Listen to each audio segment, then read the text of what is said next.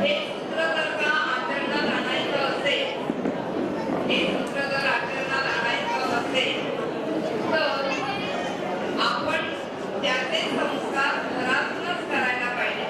सरकारने नियम करून हे संस्कार होणार नाही. आजकाल मगाशी मी म्हटल्याप्रमाणे घटस्फोटाचे प्रमाण वाढलंय. घटस्फोटाचं प्रमाण का वाढलंय तर काही ठिकाणी सासू आणि सून यांच्यामध्ये वाद होतो. मी काय म्हणते तुम्हाला ऐकायला येतंय? आता सासूचा वाद एकच घटना पाहण्याचा दृष्टिकोन वेगळा. मी असं सांगेन की सासू सुनेने सासूकडे पाहणं आणि सासूने सुनेकडे पाहणं ही जर घटना आपण बदलू शकलो तर सासू सुने यांचे वाद होणार नाही. एक उदाहरण सांगते. एका घरामध्ये एक नवीन सून आली, लग्न हो. ती लग्न होऊन सून आल्यावरती घरात दुसरी लग्नाची नणंद होती आणि मग पहिल्या घरात त्या नंदेचं लग्न जमलं. प्रश्न आला दागिन्यांचा. मगाशी मला कळलं की तुमच्या कोकणात काय मोदीचं देणं घेणं हा विषय नाही, पण आमच्या कोकणात आहे. तर प्रश्न आला दागिन्यांचा. आताच लग्न झालं मोठ्या मुलाचं, आता मुलीचं लग्न. आता दागिने कुठून आणायचे? कमीत कमी 4 बांगड्या तर हव्यात हातात यायला. मग आता त्या बांगड्यावरून लग्न कसं काय मोडायचं? मग सून म्हणते की लग्न मोडू नका. मला माझ्या आई बाबांनी ज्या 4 बांगड्या दिल्या त्याच बांगड्या मी माझ्या नंदेला देते. सासूला म्हणते त्याच बांगड्या मी माझ्या नंदेला देते. तुम्ही करा लग्नाची तयारी. माझ्या ज्या काही नव्या साड्या वगैरे असतील त्याही मी तिला देते. तुम्ही करा लग्नाची तयारी. सासू लगेच कौतुकाने सगळ्या आजूबाजूच्या बायकांना सांगते, बघा माझी सून बघितली कशी चांगली आहे ती. लगेच हाताचं काढून दिलं, लगेच नेतृत्व सोडून दिलं. बघा कशी चांगली सून आहे. सगळ्या बायका पण म्हणतात हो बाई भाग्यवान हो, त्यांची अशा सुना मिळत नाही. थोडे दिवसांनी आणखी एक प्रसंग घडतो. त्या सुनेच्या बहिणीचं लग्न ठरतं. मग सून म्हणते माझ्या बहिणीचं लग्न थोडक्याकरता मोडतंय, आई गळ्यातला हार मी तिला देते. लगेच सासू चिडते, बघा माहेरचा भरणा करते. तर ते करते काय ते तुझा आता माहेरची काडीचा संबंध नाही. तू आता आमच्याकडे आलेली आहे, माहेरचा कशाला तुला द्यायला हवं? म्हणजे घटना एकच. जेव्हा आपल्या मुलीला दिलं तेव्हा सून चांगली, जेव्हा बहिणीला दिलं तेव्हा सून वाईट. मग हा जर का सासूचा दृष्टिकोन बदलला, एकच घटनेकडे बघायचा जर का दृष्टिकोन बदलला तर सासू-सुनांची भांडणं होणार नाही. जर सासू म्हणताना तेव्हा आई वडील मुलीला सोडून जातात, सासरी सांगतात आमच्या मुलीला सांभाळा, तेव्हा सासू कौतुकाने म्हणते काही काळजी करू नका, मी अगदी मुलीसारखी वागवी. आई आपल्या मुलीला सांगते हे बघ आता ह्याच्या पुढे ती तुझी आई आहे बरं का, तूही नीट वाग. असं ते उदाहरण नुसतं सांगते तुम्हाला.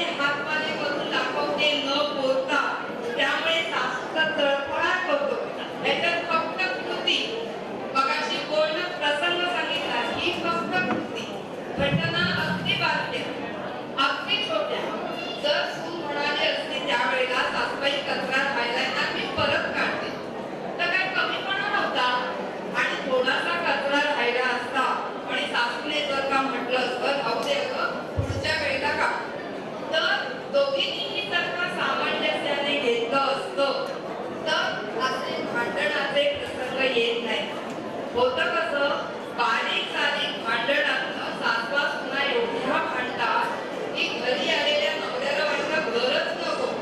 तो म्हणतो तुमच्या दोघींमध्ये मला तुम्ही भरू नका, मी आपला बाहेरच जातो, तुमचं झालं की मला सांगा. म्हणजे मग तो धड आईला बोलू शकत नाही, धड बायकोला बोलू शकत नाही. अशा वेळेला जर सासू आणि सुनेने थोडासा जो हा अभिमान असतो, तो अभिमान जर का बाजूला ठेवला तर आपण खूप चांगल्या प्रसंगातून वाट काढू शकतो. आता हा अभिमान आपल्याकडे का असतो? हा जो अभिमान आहे तो अभिमान आपल्याकडे का असतो याला कारण एक सांगितलेलं आहे. आपल्याकडे जे 6 रिपू आहेत, षड रिपू, काम, क्रोध, मद, मोह, मत्सर, हे जे 6 रिपू म्हणजे शत्रू आहेत. हे 6 शत्रू बायकांना सारखे डाचत असतात. शेजारीने साडी घेतली रे घेतली की बाई नवऱ्याला म्हणते कांजीवर मध्ये आमच्या वेळेला नशिबातच नाही. झालं लगेच घरात वादावादी सुरू, कळत नाही मूक, त्याला भांडणं जोरात होत नाही, नुसती मूक, मत्सर, त्याला एकच कारण मत्सर. शेजारी फ्रीज आला की घरातल्या बाईला किती छान आहे फ्रीज, त्यांच्याकडे जाऊन ती म्हणते किती छान आहे फ्रीज, त्या कंपनीचा घेतला छान आहे. आणि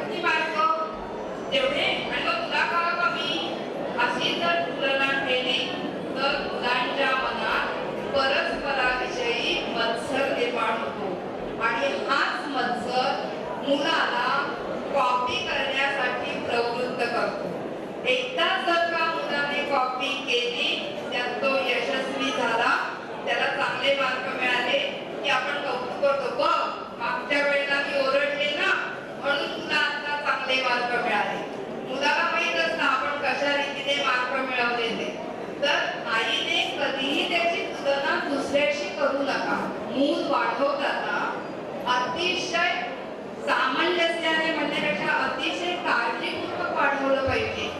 शरीराला तुम्ही त्याला इन्फेक्शन होऊ नये म्हणून लसीकरण करता, वेगवेगळ्या लस देता. जशी तुम्ही त्याच्या आरोग्याची काळजी घेता तशीच काळजी तुम्ही त्याच्या मनाची घेतली पाहिजे. सगळ्या अनाचाराचं कारण हे मन आहे. फक्त मन जे दिसत नाही. तुम्हाला तुमची वेदना इंजेक्शनने बरी करता येईल. एखादी वेदना शामक गोळी घेतली की तुमचं दुखणं थोडंसं तरी कमी होईल. पण मनाचं दुखणं हे कोणत्याही उपायाने बरं होऊ शकत नाही. म्हणून आईची ही जबाबदारी आहे की आपल्या मुलाबरोबर तिने डोळसपणे वागलं पाहिजे. सगळ्यात प्रथम मुलाची दुसऱ्याशी तुलना कधीही करू नका.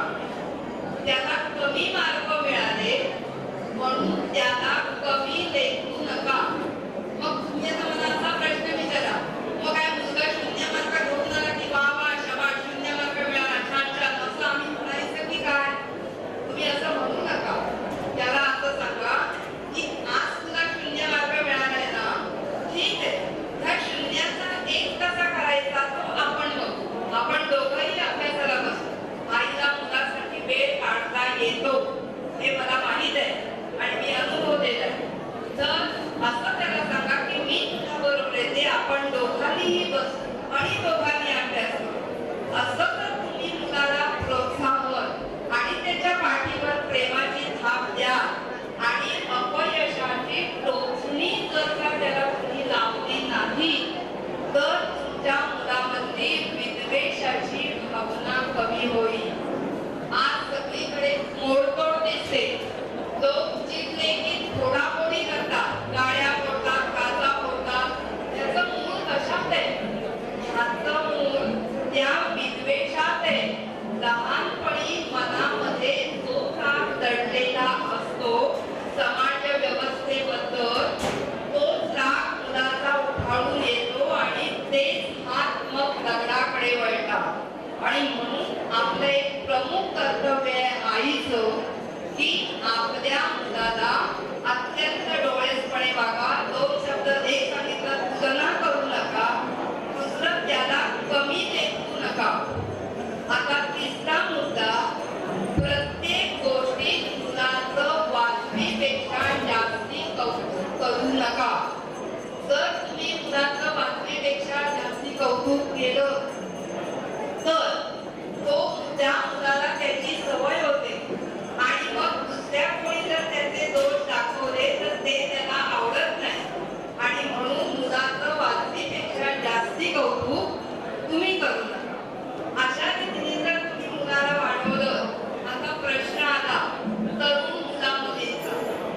तरुण मुलं मुली गोव्यातलं मला माहित नाही आणि कोकणातलंही फारसं माहित नाही, परंतु टीव्हीवरती किंवा वर्तमानपत्रात मी ज्या बातम्या वाचते देशातल्या, त्या बातम्यांवरून असं दिसतं की 16-17 वर्षाच्या मुला मुलींपासून त्यांचे ड्रग्ज किंवा कसल्या कसल्या पार्ट्या ह्या होत असतात हे आम्ही वर्तमानपत्रात वाचतो.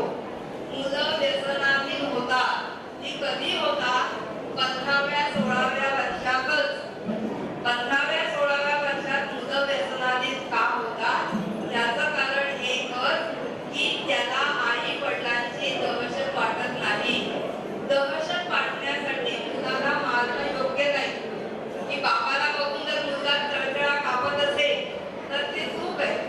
मुलाच्या मनात विश्वास निर्माण करण्याचं काम केवळ आईच करू शकते.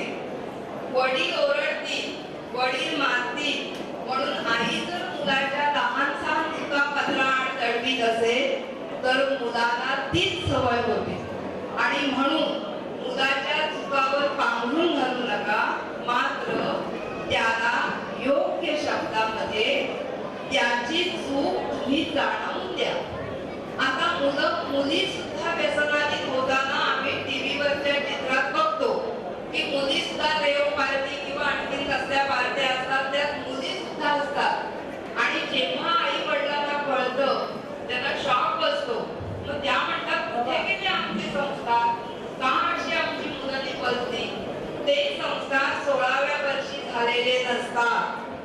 संस्कार गर्भावस्थेपासून त्याच्यावर होत असतात आणि गर्भावस्थेपासून हे जर संस्कार मुलावर करण्यात आले म्हणजे तो बघतो पाहतो पुढे करतो तर त्याचा उद्रेक पुढे 15व्या-16व्या वर्षी होतो. आई वडिलांपासून तो दूर जातो, आईचं बोट सोडतो आणि मग एखाद्या मुलीचा हात धरून पाहतो. तेव्हा लहानपणापासूनच तुम्ही आपल्या मुलांचं मन जपायचा प्रयत्न करा. मगाशी जी मी तुम्हाला धात्री किंवा अधिष्ठात्रीची उपमा दिली ती ह्याच करता की स्त्री अशी आहे जी समाजाला बदलू शकते. मगाशी मी त्यांना विचारलं आता महाराष्ट्रामध्ये आम्ही बरेच बचत गट स्थापतो. माझ्याबरोबर जी अश्विनी वडके आहे तिने अगदी 200-250 पेक्षा जास्ती बचत गट स्थापन केलेले आहे. पण त्या महिला दारिद्र्य रेषेखालच्या होत्या. दारिद्र्य रेषेखालच्या महिलांना बचत गटामार्फत काहीतरी दररोजचा पैसे अर्थार्जन मिळवण्याचं कार्य आम्ही करतो. आम्हाला कळलं की इथे काही बचत गटांची आवश्यकता नाहीये. इथला समाज हा थोडाफार सधन आहे. म्हणजे तुम्हाला आता अर्थार्जन करायची गरज आहे असं नाही. जे तुमच्या घरात येतं ते जर तुम्ही योग्य प्रमाणात वापरता त्यातून मुलाला शिस्तीची सवय लावून दिली. आत्ताच आपल्या नरेंद्र मोदींनी जनधन योजनेचं नवीन एक खातं उघडलेलं आहे. मुलाला लहानपणापासून तुम्ही बचतीची सवय लावा म्हणजे मुलगा अनाठाईसारखं मोठेपणी करणार नाही. हे सगळं लहानपणीच होऊ शकतं, हे सगळं मोठेपणी होऊ शकत नाही. आणि म्हणून पुढची पिढी वाया जाऊ नये म्हणून आत्तापासूनच तुम्ही सक्षम राहा.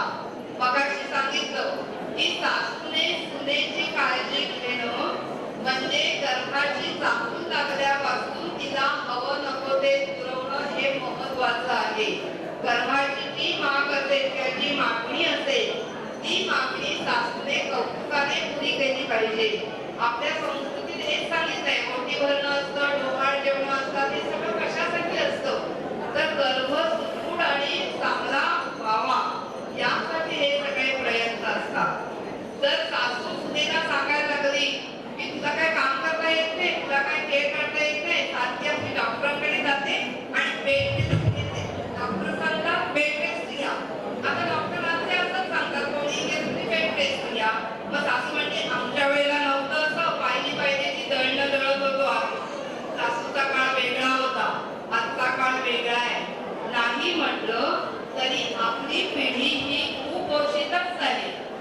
आपण जरी सुदृढ दिसतो तरी ते अन्न आपण खाल्लेलं आहे त्यावेळेला तो वेगवेगळ्या प्रकारची रसायनं वापरून आपण कुपोषितच अन्न खाल्लेलं आहे. त्यामुळे आताचे आजार तरुण मुलींना वगैरे जे होतात ते स्वाभाविकच आहे.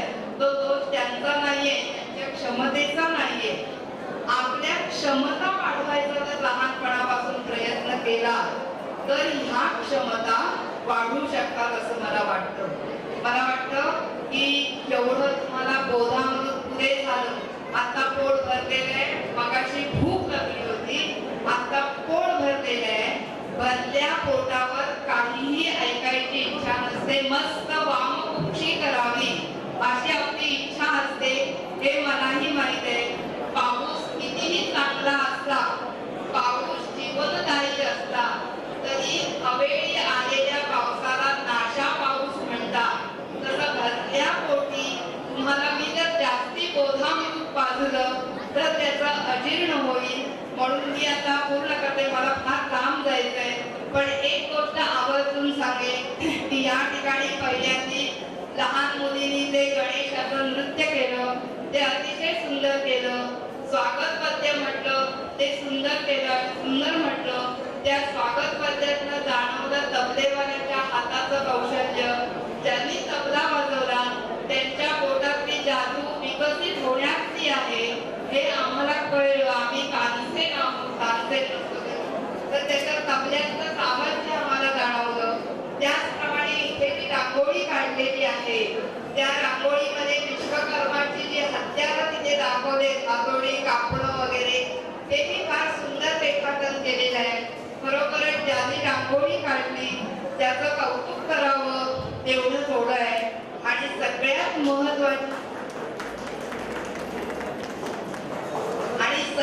महत्वाची गोष्ट म्हणजे तुमची एवढी प्रचंड उपस्थिती खरोखरच चांगली आहे. मला असं म्हणायचंय की त्वष्टा ब्राह्मण समाजाला चिंता करायचं काम नाही. ज्या ठिकाणी स्त्री शक्ती एवढ्या मोठ्या संख्येने येते तो समाज नक्कीच याही पेक्षा अधिकाधिक विकसित होत जाईल यात शंका नाही. कारण कुठलाही समाज असो, यत्र नार्यास्तु पूज्यन्ते रमन्ते तत्र देवता, हे भारतीय संस्कृतीचं बोधवाक्य आहे की ज्या ठिकाणी स्त्रीला श्रेष्ठ मानलं जातं त्या समाजाचा विकास होतो. त्वष्टा ब्राह्मण समाज विकसित आहे, अजूनही विकसित व्हायला हवा असेल तर लेख वाचवा, लेख शिकवा आणि स्त्रीचा सन्मान करा असं आजच्या प्रसंगी सांगून मी तुम्हाला सगळ्यांना धन्यवाद देते. जय हिंद, जय महाराष्ट्र. श्रीमती वैशालीताई कवळे यांनी इथे येऊन आजच्या कार्यक्रमाला उपस्थिती लावून शोभा वाढवलीच आहे. इतकेच नव्हे तर आपल्या खास ज्ञाती भगिनींच्या आग्रहाबद्दल त्यांनी पुन्हा एकदा इथे व्यासपीठावर येण्याचे माझे केले, त्यासाठी त्यांचे खूप खूप आभार.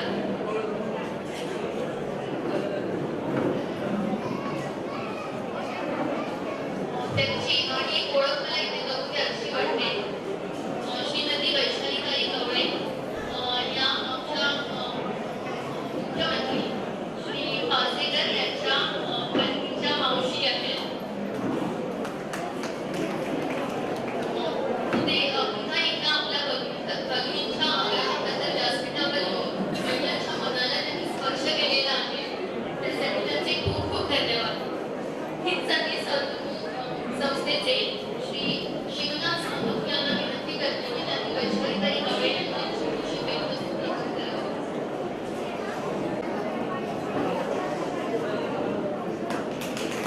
धन्यवाद.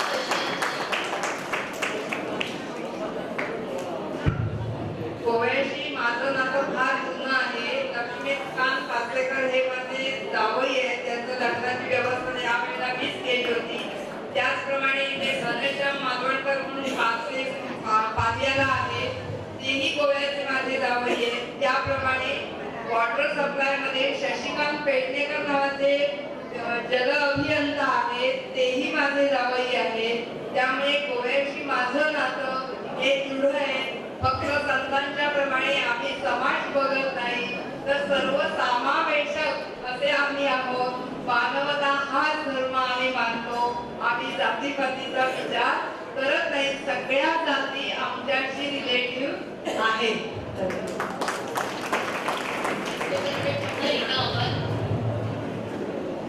वैष्णव ब्राह्मण समाज हा विश्व ब्राह्मण या मोठ्या समूहाचा एक भाग आहे असा पूर्वाभास चालून आलेला इतिहास. याच विषयी मार्गदर्शन करण्यासाठी इथे श्री सर उपस्थित आहेत. त्यांचे थोडक्यात परिचय करून देण्यासाठी संस्थेच्या कार्यकर्ता सौ बबिता शिंदे यांना विनंती करते. धन्यवाद.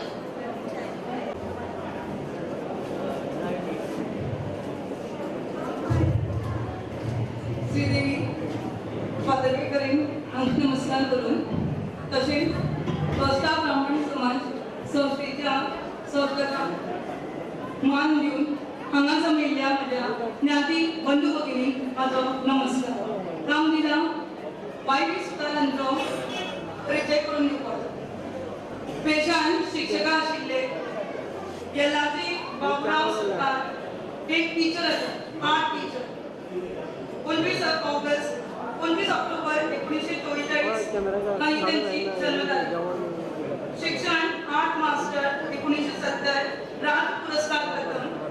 GD आर्ट 1971 राज्य पुरस्कार प्रथम. प्रकाशित साहित्य पोस्ट मराठी कविता संग्रह नव साहित्य प्रकाशन 1981 बेळगाव. गोवा कला अकादमी पंडित साहित्य पुरस्कार 1982. डोळ्यांची दोरकाठी मराठी कविता संग्रह impression publishing house Belgaum 1995. Gomantak Marathi Akademi पंडित साहित्य पुरस्कार 1996, कवितेचा कॅनव्हास मराठी कविता संग्रह चे प्रकाशन 2004 मडगाव गोवा, अंकुर साहित्य संघ अंकोला यांचा साहित्य पुरस्कार 2007, तसेच दक्षिण गोवा राज्य वाचनालय मंडळाचे सल्लागार सदस्य नावेली मडगाव येथील दक्षिण गोवा राज्य वाचनालयाचा लाभ सर्व थरातील विद्यार्थ्यांना व्हावा या हेतूने शिक्षण संस्थांना उपयुक्त कार्यक्रम तयार करून वर्षभर राबविण्याच्या महत्वाकांक्षी कामासाठी निवड.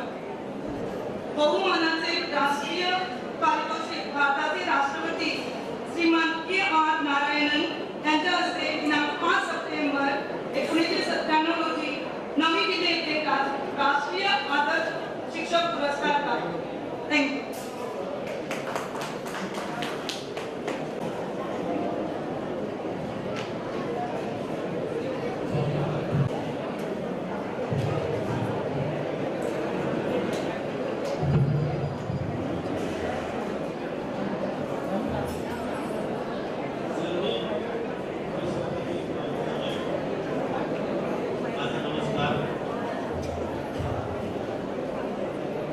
विराट विष्णुची 5 पुत्र, त्यापैकी मनुमय, अष्टा, शिल्पी आणि दैवत हे 5ही पुत्र विश्वकर्म्याच्या 5 लखातून निर्माण झालेले आहेत. एक पुत्र त्यांच्या त्या 5 ऋषींच्या नावाने ओळखले जातात. त्यांनी अति प्राचीन काळात जेव्हा मानवी वंशाची सुरुवात झाली पृथ्वीतलावर, तेव्हापासून वेगवेगळ्या अंगाने समाज निर्मिती, समाजाची जडणघडण यासाठी, सांस्कृतिक जडणघडण यासाठी त्यांनी काम केलेलं आहे. तर जेव्हा साधारणपणे पृथ्वीचा जन्म हा 3 लाख वर्षापूर्वीचा होता आणि समाज घडत जेव्हा माणूस समाज करून राहू लागला, ग्रुप करून राहू लागला, तो इतिहास सुद्धा जवळजवळ 3-4 हजार वर्षापूर्वीचा आहे. आणि हा सर्व इतिहास पाहिल्यानंतर असं दिसून येतं की भारतामध्ये आर्य यांच्या आधी सुद्धा या ठिकाणी भारतामध्ये खूप सुसंस्कृत असं कल्चर होतं आणि ते होतं द्राविड आणि वेस्टर्न लोकांचं. याचे बरेचसे पुरावे ज्या आर्याविषयी जास्त होते हे इथं आल्यानंतर आर्याला पाहायला मिळालं. या द्रविडांनी जे भारतामध्ये राज्य केलेलं होतं तो भारत आजच्या भारताच्या अक्षयपुरता किंवा राज्य रचनेपेक्षा नकाशापुरता मर्यादित नव्हता. तो खूपच मोठा होता. आर्यावर्त किंवा हिंदुस्थान या नावाने ओळखला जायचा. हिंदू हा शब्द जातीवाचक नव्हता,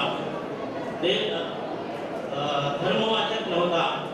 हिंदू ही संस्कृती होती, परंपरा होती आणि ही परंपरा घेऊन काही लोक इथे येऊन बसलेले होते. उत्तर भारतात हैबर आणि गोरखखंडीतून ते आत आले आणि नंतर मग इथं असलेल्या मूळ लोकांच्याशी त्याला संघर्ष करावा लागला. संघर्ष करत असताना बऱ्याचशा सामाजिक चालीरीती होत्या त्या इथल्या लोकांनाही थोड्याशा बदलून घ्याव्या लागल्या.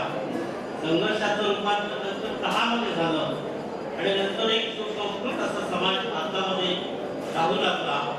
त्यामध्ये अनेक धर्माचं, अनेक वंशांचं मिश्रण असं झालेलं दिसते. लोकमान्य टिळकांनी असं म्हटलेलं आहे की आर्य हे लोक भारतामध्ये जे लोक पोचले ते सेंट्रल एशियामध्ये मध्य आशियातून ते आपला गाई म्हशींचा व्यवहार करत व्यापार करत देशाच्या जगाच्या अनेक कोपऱ्यामध्ये ते जाऊन पोहोचले. तसाच एक भाग पोहोचला भारतामध्ये आणि भारतामध्ये आल्यानंतर त्यांना सुरुवातीला जागा मिळाली की उत्तर भारतात हिमालयाच्या पायथ्याशी असलेल्या काही भागामध्ये, त्यामध्ये नेपाळ होता, काश्मीर होता, त्यानंतर यूपी बिहारचा भाग होता आणि त्या ठिकाणी सुरुवातीला ते लोक आले, इथं राहू लागले. आपल्या चालीरीती, आपल्या सांस्कृतिक संचलनासह त्यांनी इथे येऊन आपला प्रस्थान बसवलं आणि नंतर मग हे लोक येताना आपल्याबरोबर असलेले कला परंपरा जपणारे लोक घेऊन आलेले होते, लढाई करणारे लढवई त्यांच्याबरोबर होते, विचार करणारे साधुसंत होते, ऋषीमुनी होते. या सगळ्यांचा परिपोष असं झाला की या ठिकाणी नंतर विश्वकर्म्याला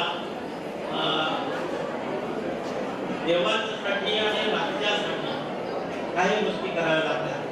आता नागवेकर सरांनी सकाळी सांगितलेलं आहे की या ठिकाणी विश्वकर्म्याने नगरांची रचना केली, देवळांची, मोठमोठ्या देवळांची, मठांची रचना केली आणि तिथं असलेल्या कलाकारांना घेऊन काही पाठ द्यावे लागले, काही परंपरा त्यांच्या कलेतून या ठिकाणी लोकांच्या समोर यावी यासाठी त्यांनी खूप काम केलेलं आहे.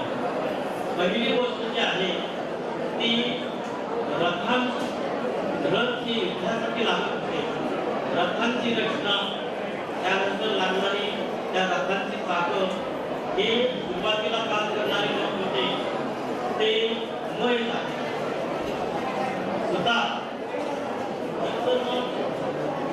म्हणून लोकांनी हत्यारं केली, लोखंडी सामान वगैरे प्रत्येक. आता या ठिकाणी लक्षात घेण्यासारखी बाब आहे ती म्हणजे की लोखंड हा धातू आहे, धातूचा शोध लावून नंतर मग त्यापासून हत्यारं लोखंड तयार करणे, वेल्ड करण्याची प्रक्रिया आहे आणि त्यातून उद्योग काम करण्याची क्रिया आहे. या सगळ्या गोष्टी आपल्या ह्या म्हणून लोकांनी केलेल्या आहेत. शेतीसाठी अवजार असू दे, लढाईसाठी हत्यार असू दे, या सगळ्या गोष्टी सुरुवातीला कराव्या लागल्या. त्याच्याही आधीचा पूर्वीचा काळ इतिहासाचा जर पाहिला मानवी जातीचा, तर माणूस आधी गुन्हेमध्ये राहत होता आणि शिल्पाशी किंवा दगडाशी त्याचा जास्त व्यवहार असायचा. सुरुवातीला माणसाने जी हत्यार बनवली ती दगडी हत्यार. त्यांनी सांगितलेलं आहे की वैद्यदल संस्कृतीच्या काळी किंवा जगाच्या अनेक वेगवेगळ्या भागामध्ये दगडी वेपन्स मिळालेले आहेत, हत्यार मिळालेले आहेत आणि ती ह्या माणसानेच केलेली होती. नंतर काळ बदलत गेला, दगडामध्ये अनेक गोष्टी त्यांना दिसल्या, धातू मिक्स झालेले दिसले आणि आज जो हा महामेळावा तिथं संपन्न होत आहे त्याचे ऋषी आहे त्वष्टा, मूळ पुरुष. तर ह्या त्वष्टा समाजाने किंवा त्या लोकांनी, ऋषीमुनींनी जे काम केलेलं आहे ते लोखंडापेक्षा फार मोठं महत्वाचं, ज्याला मिक्स मेटल आपण म्हणतो, कासे किंवा तांबे पितळ हे तयार करत असताना मिक्स मेटलचा शोध किंवा बाउंड्री ज्याला आपण म्हणतो, मोठी काम करण्याची जी प्रक्रिया आहे त्याचा शोध लावणारे हे कष्ट आहे. त्याने अनेक गोष्टी त्यांच्या संबंधित अशा दाखवलेल्या आहेत. कष्ट हा माणूस जसा लोखंडी कामाचं काम करू शकतो, जसं लाकडी कामाचं काम करू शकतो, तसा अनेक गोष्टी त्यांनी केलेल्या आहेत. त्यांच्याकडे सोन्याचाही संबंध आलेला आहे, कारण तांब पितळ जोडत असताना सोने चांदीचा भाग उपयोग केल्यानंतरच ते जोडू शकतो, हा एक भाग आहे. कारण मी लहान असताना माझ्या आजोबा तांब्या पितळच्या वस्तू वगैरे जोडत असताना त्या ठिकाणी चांदीचा तुकडा असं वापरायचे आणि नंतर मग ते वितळून धातू जोडण्याचं काम करायचे. तसंच सोन्याचा भाग सुद्धा त्या आहे. म्हणजे हा सगळा जर इतिहास जर आपण पाहिला तर हे जे 5 ऋषी आहेत ज्याला आम्ही पांचाळ म्हणतो, हे 5 ऋषी विश्वकर्म्याचे पुत्र हे साधे नाही, हे फार मोठे संशोधक वृत्तीचे होते. आणि म्हणून एका काही वर्षापूर्वी इथे एका मुख्यमंत्र्यांनी असं म्हटलेलं होतं की हे जे विश्व ब्राह्मण आहेत त्या ऑल आर्किटेक्ट, त्या ऑल इंजिनियर्स. आमच्या मुलांना, लहान मुलांना काही गोष्टी त्यांनी जर पाहिल्या तर आपण खूप त्याच्यामध्ये त्या लक्षात राहतात आणि त्यांना जास्त शिकवावं लागत नाही. वडील किंवा आजोबा काम करत असतील तर पाहतात मुलं आणि त्यांच्या लवकर त्यांच्या बसणीचे पडतात, लवकर शिकतात मुलं. आणि अशी लहान अशी मोठी होता जे संस्कार महत्वाचे जे आहेत आपल्या विश्वकर्मी यांचे संस्कार हे आज पाहिलं तर आज ते सगळं दूर होत गेलेलं आहे. याचं कारण असं आहे की आम्ही आमची पारंपरिक जी कामं आहेत ती करायची सोडून दिलेली आहे. याचं कारण आणखी एक आहे की आजच्या ह्या टेक्नॉलॉजीच्या युगामध्ये किंवा यंत्रसामुग्रीच्या युगामध्ये आम्ही पूर्वीचे काम लाकूड कापायचं किंवा लाकूड जोडायचं, त्यानंतर शिल्पकलेसाठी जी सनी हातोडा वगैरे वापरला जात होतं, सोनार कामासाठी जे घडीव कामाचं काम केलं जात होतं, त्या पूर्णपणे टेक्नॉलॉजीच्या माध्यमातून केलेलं आहे. क्रांतिकारक बदल झालेले आहेत आणि हे बदल आजच्या साधं काम करणाऱ्या कामगाराला फार महागाचं पडत आहे. आणि ते नंतर मग घडवलेलं स्वतःने तयार केलेल्या ज्या गोष्टी आहेत, मग ते अलंकार असू दे किंवा भांडीकुंडी असू दे किंवा फर्निचर असू दे किंवा शिल्प असू दे, ती आज खरेदी करणं किंवा त्याची स्थापना करणं घरामध्ये आणणं ही फार महाग अशी गोष्ट होऊन बसलेली आहे. म्हणून आज आपण सर्वच शॉर्टकट पाहत असतो आणि हे शॉर्टकट यंत्रयुगामध्ये परिहारपणे आपल्या लोकांनी डोक्यावर येऊन माती मारलेली आहे आणि त्यामुळे आपला कलाकार जो आहे तो एखाद्या अशा अवस्थेमध्ये बसलेला आज आपल्याला दिसून येतो. तर माझं म्हणणं असं आहे की आज आपल्या घरामध्ये कशी काही परिस्थिती असेल, आपण जर काम ते आपल्या पारंपरिक कामाचे काही निमित्त आपण जर काही राखून ठेवलेलं असेल आपले हात पाय तर संस्कार आपण आधी आपल्या मुलाला दिले पाहिजे.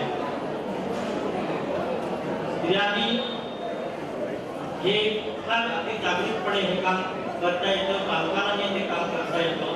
पण आजचं हे टेक्नॉलॉजी किंवा यंत्रयुगाचं वेबसाईट तयार झालेली आहे.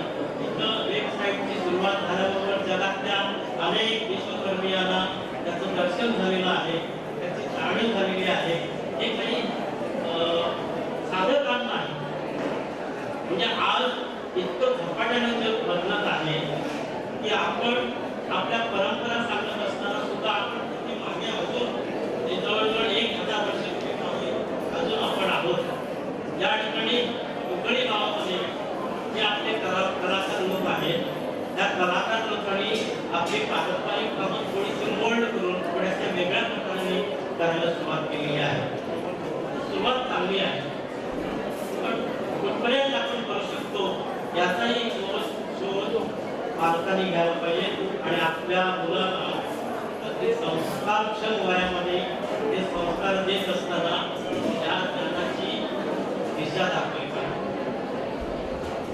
आज सकाळी माझे मित्र सतीश यांनी खूप चांगली आपली नोट वाचून दाखवलेली आहे. ही नोट ज्याला आपण म्हणतो संपूर्ण या संमेलनाची ती नोट त्याच्यामध्ये बरेच त्यांनी कव्हर केलेली आहे.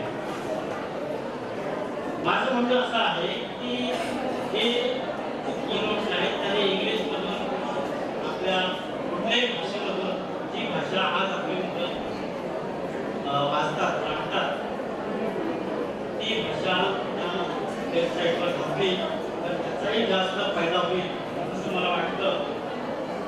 आता भारतामध्ये असलेले हे जे काही आर्य द्रव्यांचे संबंध आहेत आणि त्यामधून घडणारे काही आध्यात्मिक ज्या गोष्टींचा आम्ही विचार करतो त्यामध्ये आर्याने देव आणले त्यामध्ये शंकराचार्य नव्हते, शंकर नव्हता.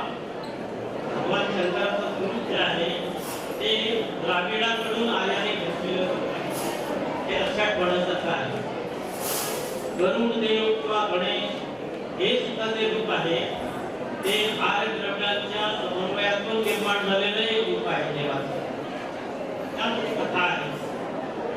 आपल्या कथा ज्या आहेत त्या समजून थोडेसे वेगळ्या सांगितलेल्या आहेत त्याला पुराण कथा सांगितलेल्या आहे. या पुराण कथेमध्ये लोकांना पटेल अशी भाषा असे वेगवेगळे दृष्टांत दिलेले आहेत आणि म्हणून ते लवकर लोकांना पटतं समजतं. कारण भारत हा देश अनेक शेतकरी गोरगरीब अशिक्षित यांनी बनलेला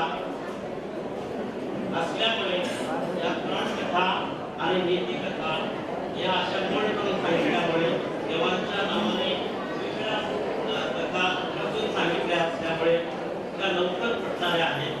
आज ऋषीमुनींची उदाहरणं जी दिली आहेत त्यामध्ये अनेक दाखले आहेत. दाखले त्याला दृष्टांत आपण म्हणतो. साहित्याचा थोडासा मी अभ्यास केलेला असल्यामुळे या गोष्टी कशा आपल्या पटतात कसं आपण समजून घेतो त्याचा वाचनात कसा घेतो ते समजून घेणं फार महत्त्वाचं आहे. म्हणून आपण आपल्या मुलाला जे संस्कार देणे म्हणजे सुरुवातीला ते संस्कार देणं म्हणजे मूल हा जो विधी आहे तो साधारणपणे 9 वर्षाच्या आधी मुलावर झाला तर तो जास्त चांगला प्रभावी असा आवश्यक आहे. आपल्यावर जे संस्कार आहेत जे विचार आहेत आपले संस्कृत मधून आलेले जे विचार आहेत ते ऋषीमुनींचे विचार आहेत. त्यामध्ये अनेक तत्व आहेत. पंचतत्वापासून बनलेलं आपलं शरीर सगळं त्यामध्ये व्यवस्थितपणे मांडलेलं आहे. तर ही 5 तत्व कोणती आहेत म्हणजे तुम्हाला माहिती आहे. अग्नितत्व आहे. अग्नितत्वापासून सूर्य, सूर्याचा स्फोट होऊन नंतर अनेक ग्रह मालिका तयार झाल्या. नंतर कालांतराने ते शांत होत गेलं आणि भूमितत्वाचा उगम झाला. भूमितत्वानंतर जलतत्व सुरू झालं. जलतत्वानंतर प्राणी जीव जंतू यांची सुरुवात झाली आणि हे फक्त घटनेसारख्या काही मोजक्या ग्रहावर झालेलं आहे. सर्वच ग्रहावर मानव जातीचा आपल्याला शोध अजून मिळत नाही. पण अनेक असे विश्वामध्ये गोल आहेत. विश्वामध्ये अनेक सूर्य गोल आहेत, सूर्यमालिका आहेत आणि त्यामध्ये अनेक अशा पृथ्वीचा भाग असावा असा जे द्राविडकरांनी एक विचार मांडलेला आहे आणि असे तुम्ही जात नाही. तर आपण विश्वकर्मीय म्हणून घेत असताना जो विराट विश्वकर्मा जो आहे तो एक साधा पुरुष या दृष्टीने जरी आम्ही चित्रकून त्याचं पाहतो तरी पण तो अति सूक्ष्म असा अडचणीपासून असलेला देव आहे. ते एक फार मोठी शक्ती आहे आणि शक्तीमध्ये आपण पार्वतीचं जे समजतो किंवा देवाचं जे रूप समजतो त्यामध्ये ही 2 तत्व आहेत. या सगळ्या 2 वरच्या गोष्टी मी सांगणार नाही पण हा सगळा वैज्ञानिक भाग आहे. विज्ञान अगदी सुखद करून सांगितलं असेल तर ते भारतीय संस्कृती आणि म्हणून भारतीय संस्कृती ही जगामध्ये श्रेष्ठ संस्कृती अजूनही मानली जाते. एक साधं उदाहरण देतो मी तुम्हाला. आपण आईला आवय म्हणतो, माय म्हणतो, माता म्हणतो, मातृ म्हणतो. मदर हा जवळचा शब्द इंग्लिश मधला आहे. आईच्या संबंधाने असलेले कितीतरी जवळचे शब्द जर तुम्ही पाहिला जगाची भाषा होती एकमेकाला समजून घेण्याची. जगावर आपल्या भारतीय संस्कृतीची छाप पडलेली अजूनही दिसून येते. आपण जे देव कल्पलेले आहेत ते जगभर असे वेगवेगळ्या रूपाने आपल्याला दिसतात. आणि ते पाहिल्यानंतर असे म्हणतो, अरे इतकी जगाची भाषा असताना आपण आपली संस्कृत भाषा कशी गमावून बसलो, काय घडलं याचा विचार आपण करायलाच पाहिजे. ज्या संस्कृत भाषेने आम्हाला ज्ञान दिलं, वेद दिले, वेदांचा तरी उल्लेख केला, 4 वेद, 5वा वेद इथं भारतात आल्यानंतर निर्माण झाला. आणि हे सुद्धा मौखिक लिखित प्राण्यांचा शोध लागलेला होता. मौखिक स्वरूपामध्ये पाठांतर पद्धतीनं ह्या ऋषीमुनींनी सगळा हा जो भाग होता वेदांची त्याची जपणूक केली. काही गोष्टी अशा नंतर मग बदलल्या. काही वाटलं अरे म्हणजे आपण थोडंसं बदलूया आणि थोडंसं बदलून लोकांना सांगण्याचा प्रयत्न करूया. आणि त्यामुळे मूळ जी संहिता किंवा वेदाचं जे रूप आहे ते आज वाचायला आपल्याला ओरिजिनल रूपामध्ये मिळणं फार कठीण आहे. अशी आम्ही बोलत असताना चर्चा केली. नार्वेकर साहेबांचं मोठं प्रचंड असं वाचन आहे, त्यांचं लेखन आहे, चिंतन आहे, हे मी गेली 30 वर्ष पाहतोय. त्यांनी बालिकाच्या संदर्भातलं जे लेखन आपल्यात आणलेलं आहे संपूर्ण महाराष्ट्र त्याचा ऋणी आहे. आणि या ठिकाणी सकाळी त्यांनी जे भाषण दिलेलं आहे त्या विश्वकर्मी यांचं ते तर उद्बोधक आहे. ते वाचल्यानंतर धक्का बसतो की आपल्या समाजातल्या ह्या सगळ्या पुरुषांना किंवा विश्वकर्मी ब्राह्मणांना खेचण्याचं किंवा खच्चीकरणाचं ते प्रचंड असं काम नाही केलं, ते कुणीतरी नाही केलं. आपल्या हा विचार आपण असे का झाले, अशी आपली नयनावस्था का झाली याचा विचार सतीश गुप्ता यांनी सुद्धा केलेला आहे. आणि 3 नोट्स वाचलेले आहेत ते विचार करण्यासाठी आहे. मी त्यांना विनंती करतो की ह्या 3 नोटचा कुठंतरी तुम्ही वापर करा आणि लोकांच्या पर्यंत लोकांना जाऊ दे. लोक त्याच्यावर बसून चिंतन करून ते वाचू दे. म्हणजे आपण खडबडून जागे होऊ. आणि खरंच आपल्याकडे इतकी मोठी शक्ती असताना आपण मंत्र बनवून बसलो.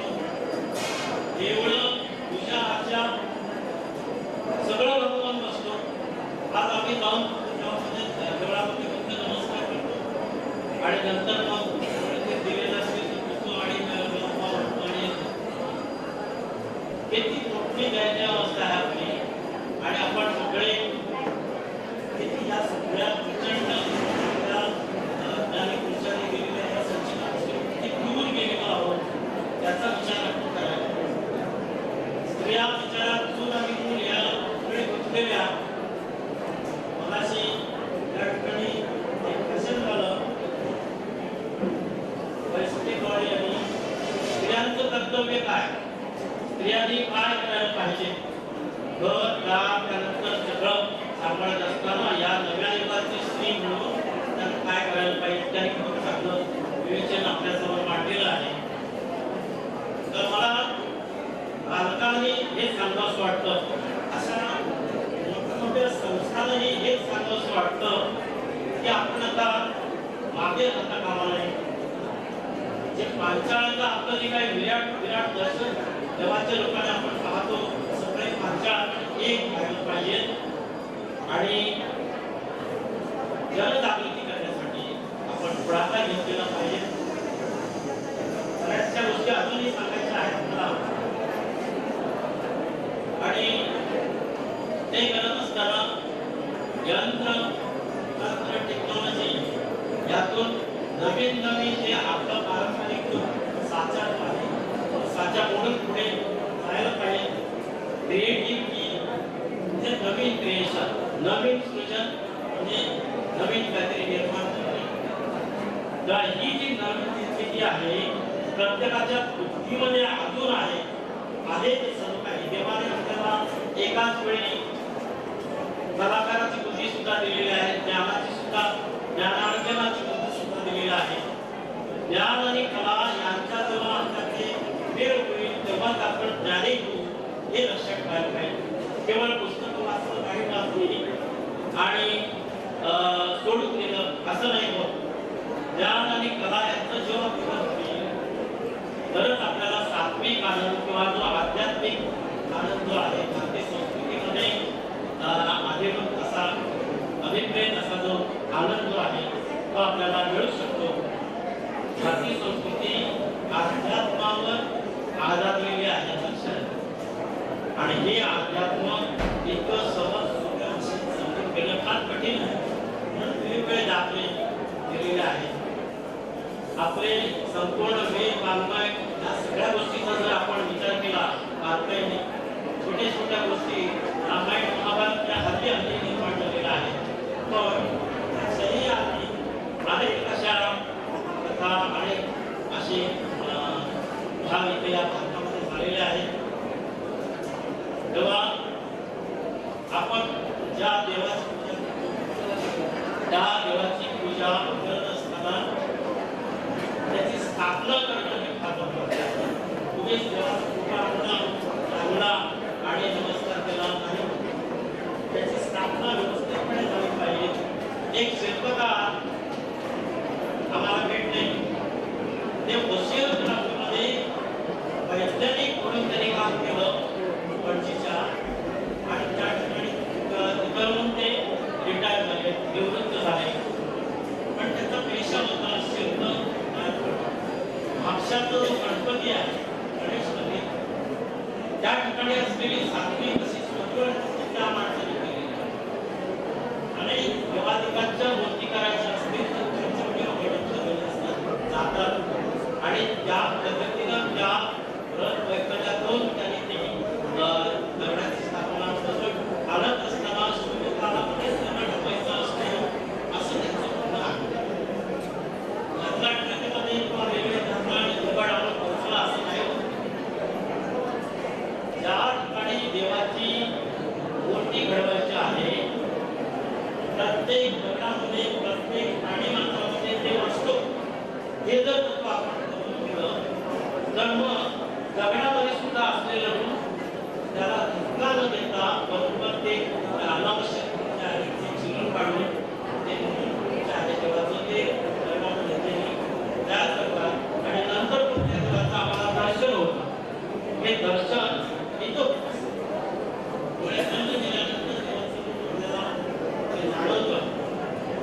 हा घटना असा विचार आहे, आध्यात्मिक विचार आहे आणि म्हणून म्हणतो की आम्ही आमच्या देवाकडे पाहत असताना थोडेसे म्हणले गेले कथा झाल्या नंतर आज या सगळ्या इतक्या कृत्रिम होत चाललेल्या आहे. पूजा अर्चा तुला पूजा करायची आहे, प्रसादी करायचा आहे, 7,000 5,000 इतके रक्कम ठरलेली असते आणि ते जेव्हा आम्ही पूजा आणि सोडून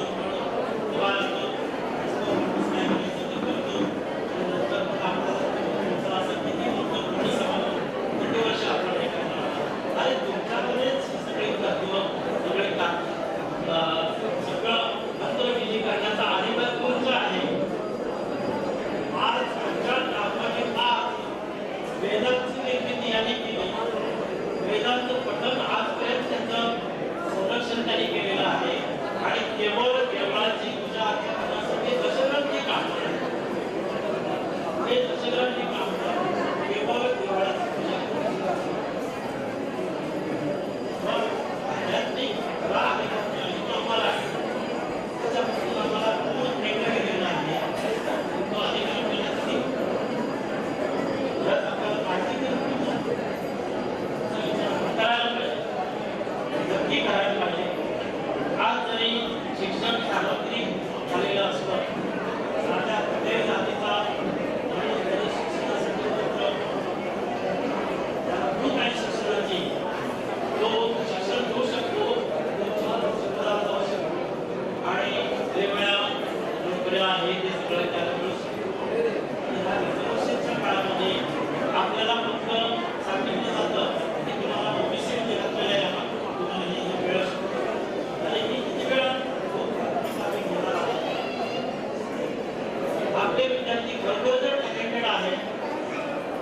खरोखर जर ते कोण इंजिनियर आहेत कोण आर्किटेक्ट आहेत जगातला सर्वात मोठा आर्किटेक्ट आहे तो विश्वकर्मा आणि म्हणून आर्किटेक्चरचं जो शिक्षण घेतो विद्यार्थी त्याला आधी विश्वकर्म्याबद्दलचं ज्ञान दिलं जातं आर्किटेक्चर कॉलेजमध्ये हे काही कमी नाही तेव्हा त्याचा विचार आपण करायला पाहिजे आर्थिक दृष्ट्या त्याची कारणं शोधायला पाहिजे केवळ देव त्यावेळी असं ते आत्मशक्ती आहे ती आत्मशक्ती जागी करण्यासाठी आईने वडिलांनी आणि समाजशास्त्राने त्याचं प्रबोधनाची कामं नवविकासासाठी पुन्हा आणखी हे जे आहेत जे कोणी आपल्यामध्ये आहेत त्यांना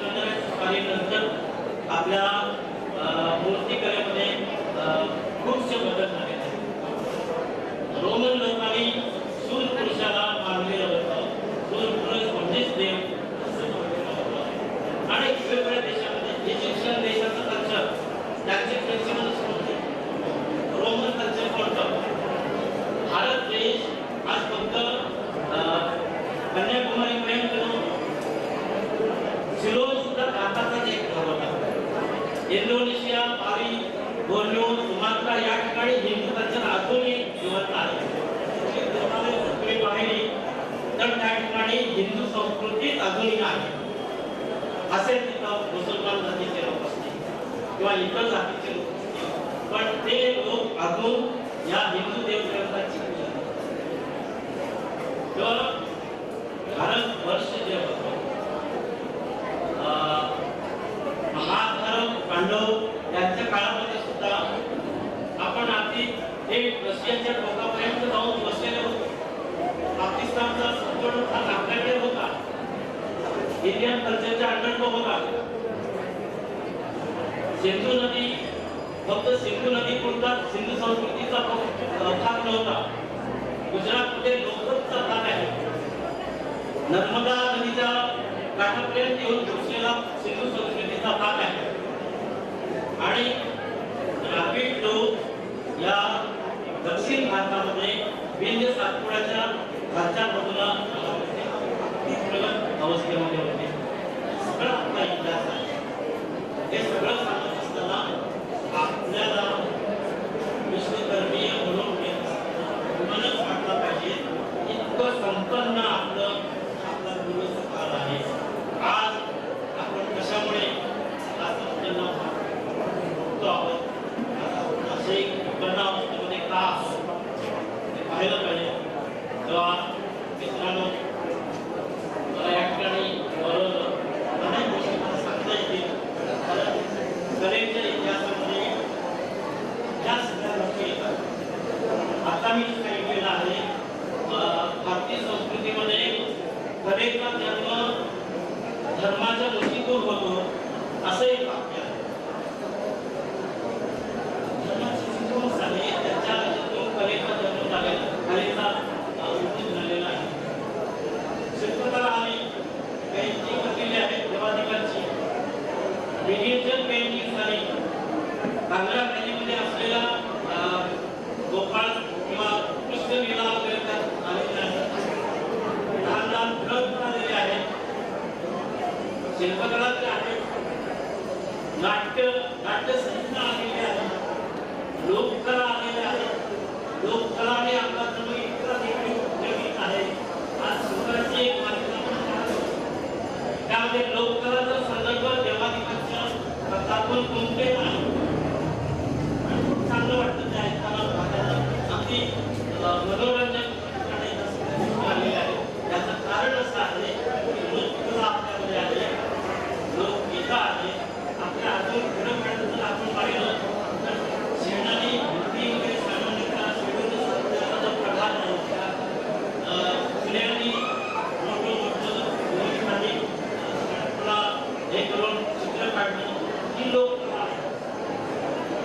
लोककला सुद्धा आपण सांभाळून मोठे टाईप्स तयार लोककला खेळी जोपर्यंत जीवन आहे तोपर्यंत आपली संस्कृती जिवंत राहणार आहे, असं युवा अनंत नावाच्या आहे. तो माणूस इतका विद्वान होता की अमेरिकेमध्ये त्यांनी जाऊन लोकांना शिकवलं, पण त्याने आपली कर्नाटक संस्कृतीमध्ये असलेली लोक खेड्यातली जी जाणीव जी आहे ती विसरली नाही. त्यांनी इतर राहून इंग्लिशमध्ये कथा लिहिल्या. कर्नाटकातल्या खेड्यातल्या लोकजीवनाच्या त्या लोकांच्या काही संघाने हे सगळं लिहिलेलं आहे. आपण खूप मोठं काही आपल्याकडे आहे. दिशा मिळाली पाहिजे, आपल्याला बोलतं केलं पाहिजे आणि आपण बोलत आहे व्यक्त होण्याची प्रक्रिया आपल्याला जोपर्यंत होत नाही तोपर्यंत आपण की काय संपू नये. आणि म्हणून मी पुन्हा एकदा विनंती करतो की काही अजून काही सेमिनार करावे त्यासाठी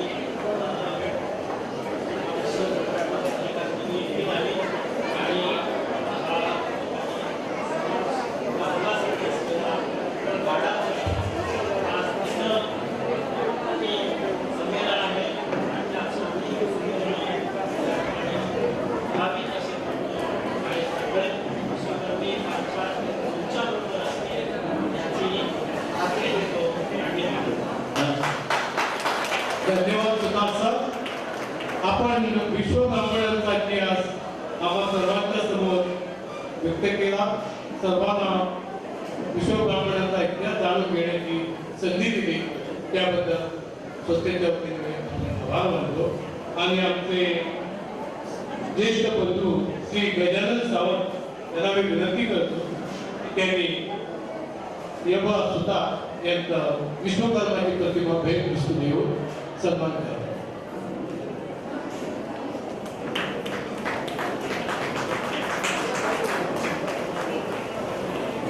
धन्यवाद. किशोर सावंत यांना मी विनंती करतो की त्यांनी आभार प्रकट